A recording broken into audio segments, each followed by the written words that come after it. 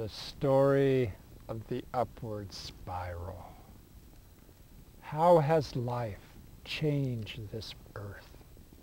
In the beginning, there was no life, and now it exists. How has its presence changed the way this world works? Certain places help me explore this question, so I want to take you to one of those places. I want to take you high into the granite mountains, high above the forest, up to the glacially smooth granite bedrock, up where streams begin as melting snowbanks. Up here, roots cannot penetrate the solid bedrock, so rock touches sky.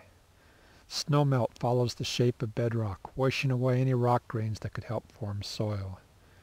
This is how the world looked like before life. But in the few places where bedrock levels out, the snowmelt slows and flakes of granite settle out. Moss can grow on these moist level deposits of sand and gravel, and this starts a feedback spiral. The moss filters out every rock grain washing across it, which expands the mat of moss. These expanding mats sponge up more of the water, allowing them to expand onto dry bedrock far away from the channels. As generations of moss die, they become soil, and other plants take root. Firmly anchored mats can even flow over edges and down steep surfaces. Bedrock disappears beneath dark moistness. Large rocks tumbling down these slopes hit the mats and are slowed by their squishy softness.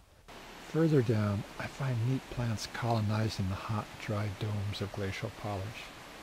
These plants form dams, contouring across the bedrock. These dams halt the slow flow of rock flakes and gather them into a gritty soil, which can absorb more of the summer rain. It's a feedback spiral. As the dams grow taller, they can hold more soil, which absorbs more moisture, which helps the plants grow the dams taller. These contouring lines of plants are slowly covering the sloping bedrock with level terraces of rocky soil. In the forest, I find pine needles damming the trails. Their wet surfaces stick together, binding them into a wet, soggy mass that clogs runoff. After the runoff has passed, these dams deflate, and we can see how much sand they have trapped behind them. The trails are spanned by narrow dams. The gentle slopes are contoured by long dams. I love the way leaf dams heal. If a dam is breached, water pours through.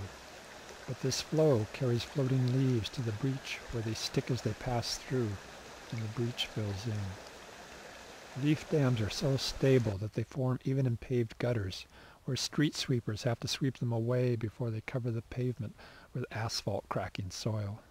Can you feel the dancing feedback spiral between trees, soil, and water? These dams slow the flow of water and soil, which helps the trees grow larger, which produces more leaves, which can create more dams to slow the flows even more. But there's even more going on in these spirals, because feedback spirals contain this mysterious power to bring things into existence. Slowed water warms up, and plants decompose, and animals add nutrients, and a new chemistry comes into existence that decomposes bedrock at a faster rate. More life creates more soil, which holds more water, which nourishes more life, which creates more soil. Earth rises over the bedrock. Plants recycle fresh water, which nourishes more plants, which recycle more water. Like the water cycle, photosynthesis is inspirationally more than I was taught. Photosynthesis is more than the conversion of solar energy into biological energy.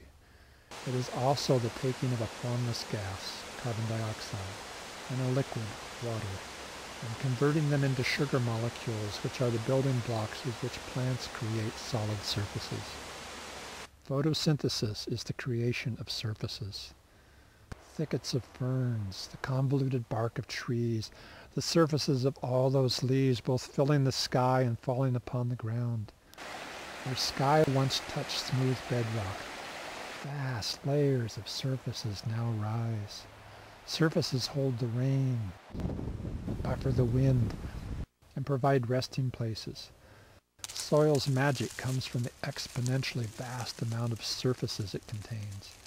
An explosion of surface area covers the earth. And that too is a feedback spiral because sunlight fuels the creation of more leaves, and more leaves absorb more sunlight. As more solar energy is absorbed, life can actually lift things upward, and things once impossible become possible. Once upon a time, things like flight and vision and consciousness were impossible. Impossible in the sense that they had never existed in the entire history of the planet. And now they do. We are surrounded by millions of species that are absorbing energy into the Earth system and are so changing the rate by which things flow that amazing possibilities are accumulating all around us. The upper level accumulation of all these flows we call the environment. Our environment is not a given. It has been created by and is actively maintained by life. With feedback spirals, life has been gradually raising the world to higher and higher energy levels. I call this rising into possibilities the upward spiral. And it's all more beautiful than I was ever taught to imagine.